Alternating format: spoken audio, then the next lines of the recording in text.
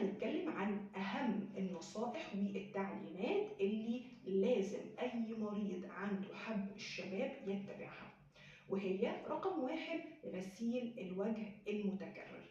وهنا بنغسل الوجه مرتين على الأقل باستخدام غسول أو صابونة تكون مناسبة للبشرة الدهنية. أما باقي اليوم بنفضل نغسل وشنا بالمية العادية، وده ليه؟ علشان نزيل الدهون الزيادة وبالتالي نمنع انسداد المسام.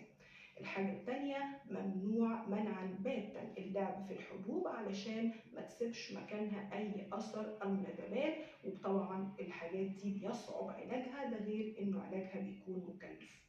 وكمان لازم تبعدي بقدر الإمكان عن الميك اب واستخدام كريمات الأساس وخلافه، وبتستخدمي بدلا منها واقي شمس تنتد هيديكي طبقة لطيفة من غير ما يأذي بشرتك. وما تنسيش لازم تنضفي بشرتك كويس قوي قبل النوم علشان المسام ما تتسدش والبشرة تتنفس بشكل طبيعي.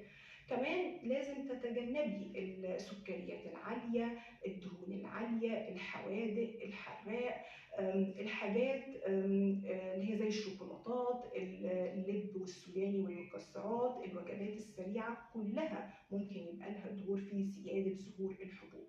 وأخيرا ابعدي عن القلق والتوتر والعصبية لأنهم كمان ممكن يبقى لهم دور في ظهور الحبوب. تابعينا علشان تعرفي كل جديد. دمتن جميلات.